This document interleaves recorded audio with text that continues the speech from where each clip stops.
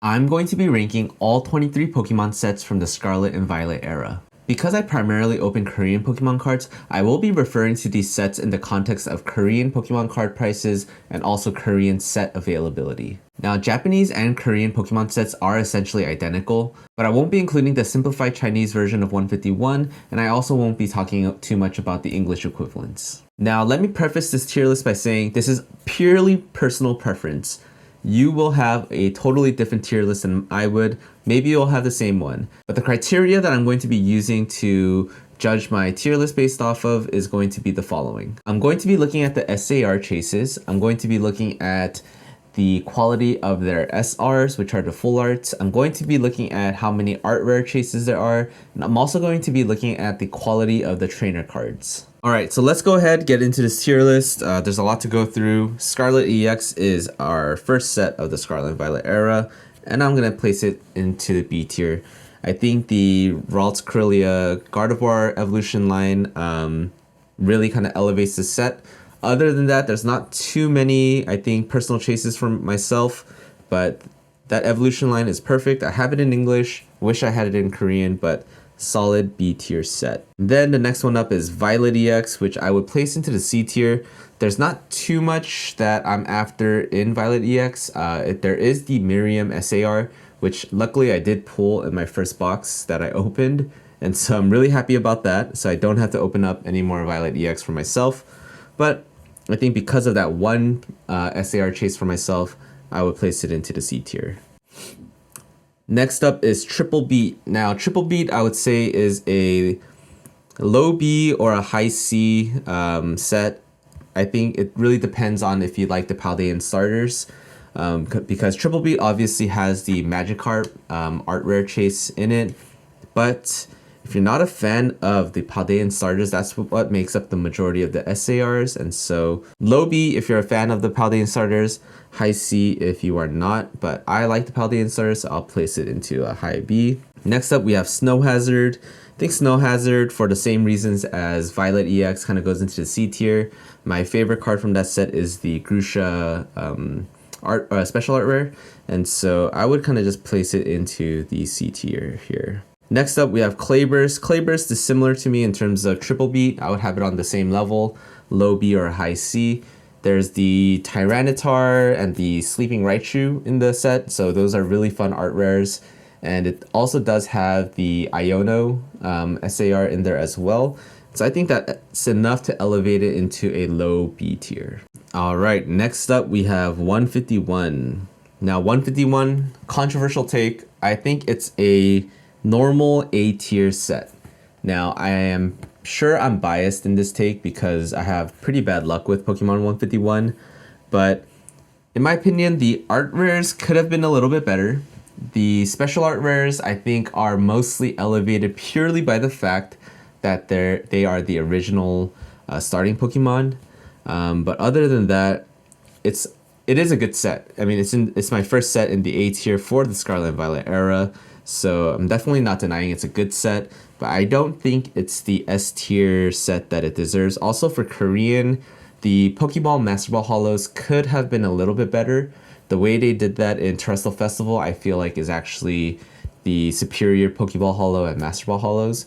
And so, yeah, I would place it into the A tier. Next up, we have Ruler of the Black Flame, which is probably one of the most hated sets in English. Maybe not, that's an exaggeration, but Ruler of the Black Flame has a ton of art rare chases, and it's probably only being held back by the fact that the only SAR chase really is going to be the Charizard, obviously. And so, yeah, I would place it into a high B tier. If it had maybe one more SAR chase other than the Charizard, it would be easily an A tier set. But because of the one SAR chase, I would have it as a B tier. Now, Raging Surf, I would have it as a C tier.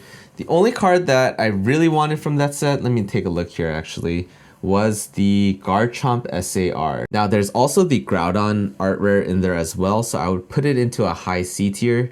But yeah, I think it's a solid place, definitely ahead of Violet EX and Snow Hazard. And I would have it just below Triple B Clayburst and Raging Surf. These three, honestly, these three right over here kind of belong in their own kind of category because I would kind of bunch them together in terms of the quality of the set.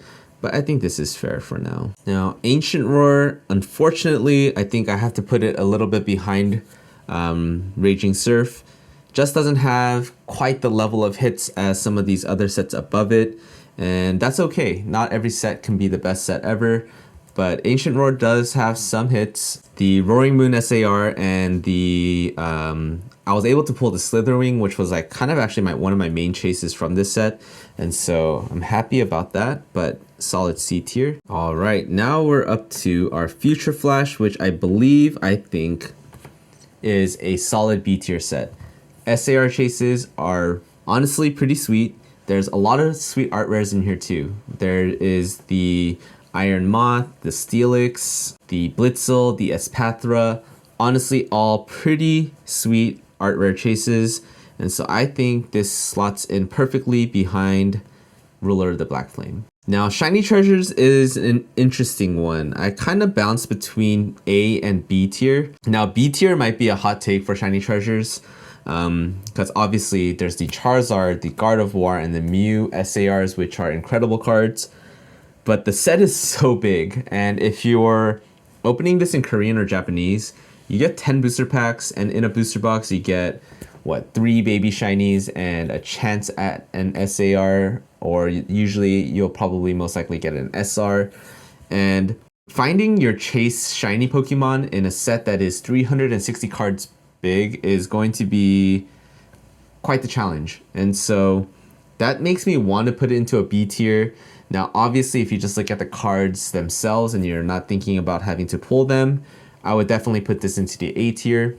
But I am someone that likes to open all of my packs and open or collect everything that I open. So I would have to put it into a B tier. Now, Wild Force, I think, honestly, it's like very high A tier set. I love the Paradox Legendary Beast Pokemon cards, and I think this set is honestly stacked. You have the Gouging Fire, Walking Wake, and the Raging Bolt SARs. The Trainer SARs are also pretty insane with the Morty's Conviction.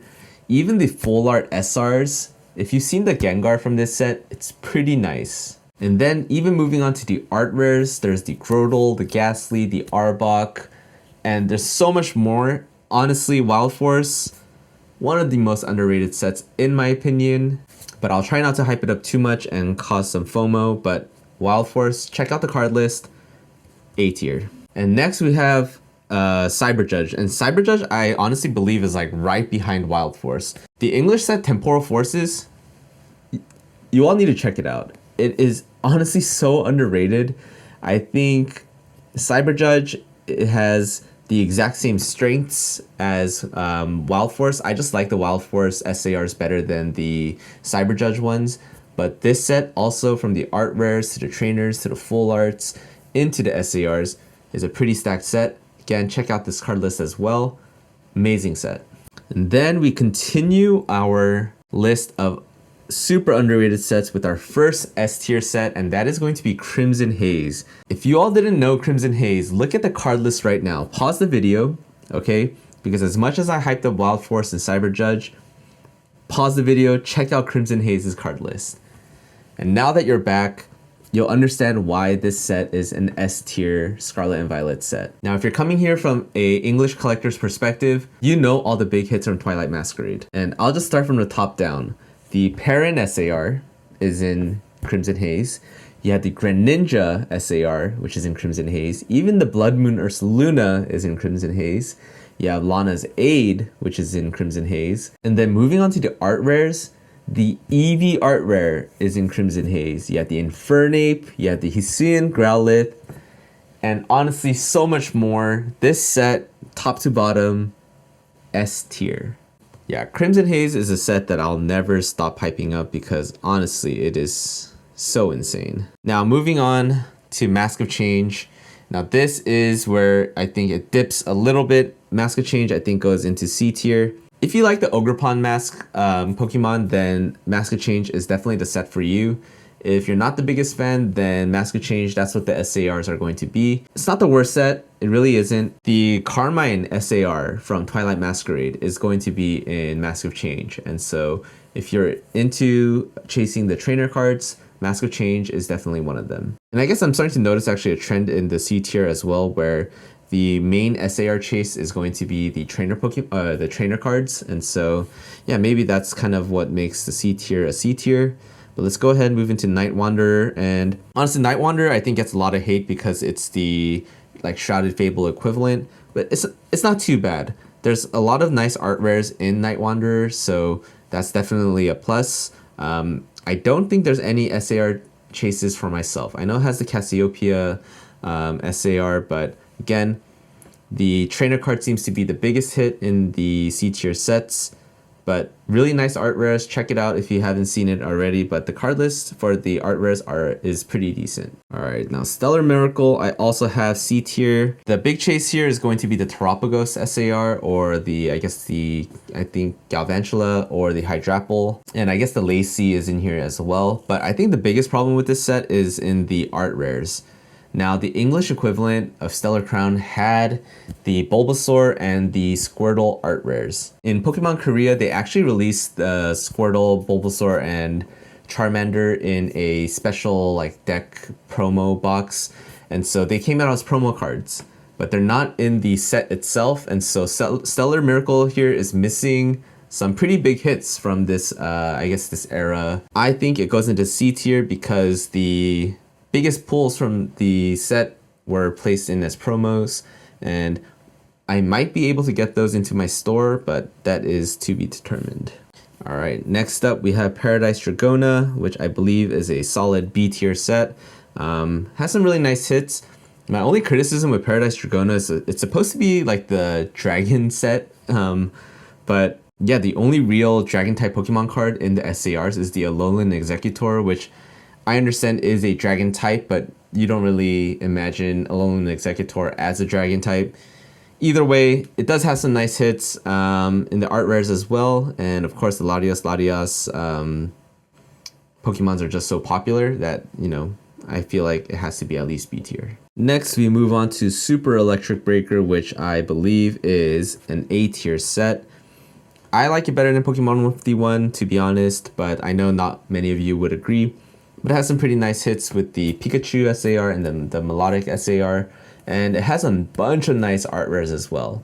I really like the arts in Super Electric Breakers, so definitely an A tier set for me. All right, now we're getting into some really modern sets. So these were all released in 2025, starting with Terrestrial Festival, which I'm putting as a high A tier. Again, maybe a controversial take. It could be S tier, it could be A tier.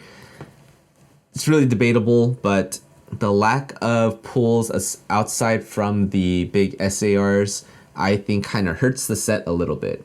I'm a big fan of the art rares that they did in the Scarlet and Violet era, and instead you get the Pokeball Hollows and the Master Ball Hollows, which again, I mentioned this before, are very nice and a huge upgrade from the Pokeball Master Ball Hollows from Pokemon 151. And of course, the Terrestrial Festival artworks are all amazing, and so I could see it being justified in S tier. I can also kind of understand it if it's the highest of the A tiers. My gut just tells me that this is where it belongs. Next up, we have Battle Partners, which is going straight into the top of the list as, I'm going to just say it right now, my favorite set of the Scarlet and Violet era. Now, this take might actually be more controversial than me putting Terrestrial Festival into A tier. But Battle Partners, you guys, it's a perfect set. One of my main reasons for this is the fact that they changed up the way they did the SRs. Now, SRs are like the full art Pokemon cards. It includes the Pokemon and the trainer in the full art card. And I think that really elevated the SR pulls. Now, obviously not all the SRs in Battle Partners are trainer Pokemons, but this set, I don't think it has a single art rare that is a bad art rare. The full arts, there's, I believe, 4 of the full arts with the trainers. Every single SAR, yes, including the Volcanion, are amazing SARs. I think Battle Partners is very, very easily the #1 set so far in the Scarlet and Violet era. And I do think it will be the first Korean Pokemon set that I do try to master by opening all the Pokemon cards myself. Now next up, these aren't released in Korean yet. At the filming of this video, Heatwave Arena should be releasing next week or in 2 weeks. But either way, I've seen the Japanese card list and Heatwave Arena is going straight into S tier. You can call it recency bias. I don't care. I haven't even opened the set yet, so maybe I am being a little bit swayed in some way, but again, for the same reasons as Battle Partners, this set stacked from top to bottom. Like, let me just list off some art rares here. You have the Yanma, you have the Cynthia's Roserade, you have Misty's Psyduck, Misty's Lapras, you have Ethan's Typhlosion, you have an insane Hydrapple art rare. Like, this set, I don't know, the art rares are incredible. Then you move on to the SRs. It has the same style of SR full art Pokemons as Battle Partners, where it has the Pokemon and the trainer, and even the ones that don't have the trainers. We're talking about Dondozo and Electivire getting full art Pokemon cards. Now moving on to the SARs, the Yanmega, the Arven's Mabostiff are like the lower tier SARs in this set. And even those cards are amazing. And then you move on to the big SAR chases. We're talking about Ethan's Ho-Oh. We have Cynthia's Garchomp. And even the SAR trainer card with Ethan's Adventure. Insane. Easy S tier set. I don't even need to touch the box to know. Super excited to open this one. And then of course we have Glory of Team Rocket. Glory of Team Rocket. It's super controversial. I think mainly controversial because of the insane hype that it created with the name Glory of Team Rocket. But regardless of that, I think it is an A tier set. I would put it behind Terrestrial Festival, to be fair. Now this set, I think it just lacks a little bit in the art rare chases, but there are some crazy art rares in this set. Now I know Blaziken gets a lot of love, but it's okay because Blaziken is a super cool Pokemon and it gets another art rare here. The Team Rocket's Houndoom, insane that that's just an art rare. And then the Team Rocket's Murkrow, also an insane looking Pokemon card. And then you add in one of my favorite art rares from the set, which is the Zamazenta. I'm a little upset that they didn't add a parallel version of this card with the Zacian, but I understand Zacian got a lot of love in Battle Partners, so that's okay. And moving on to the SARs, the Moltres, the Mewtwo, the Crobat, like, it's not a bad SAR in this set. Instantly, at least an A tier set for me. Might change my mind once I get around to actually opening the set, but I think for now, this tier list is pretty solid. Now, I don't have any D tier sets, but D tier would be easily Prismatic Evolution in English. That said, I don't know what they thought with only having special illustration rares as the pulls from the set and not changing the pull rates. Crazy. But either way, I didn't want to talk about English Pokemon cards in this tier list, so I just have this D tier empty. And I do have one more box here, V-Star Universe. It was the last set of the Sword and Shield era, so I figured it kind of slots in a little bit, and it's just my favorite set of all time, so I am going to instantly put this into the top of the S tier just to shout it out, because V-Star Universe, insane set. You know it's an insane set when the English counterpart also has GOAT status. Greatest set of all time, at least from what I've collected and what I've opened myself. But yes, V-Star Universe, I'm just putting it there as an honorary mention. But I think this is a solid tier list. Let me know in the comments what you think about my list. Is it absolute garbage? If it is, let me know. Let me know nicely. Also, let me know what you would have changed. What are your S tier sets? Yeah, we all have our own personal preferences. I think that's the beauty of this hobby, is that we collect what we like. And there's definitely cards that I collect that I know not everyone will like. Yeah, I think this is an accurate representation of how I feel about these sets. And let me just say, even the C tier sets, super fun to open, especially in Korean, because it's so much cheaper to open, and yeah, it's so much more available. So this is my tier list. Thank you all for watching and listening, if you even made it this far into the video.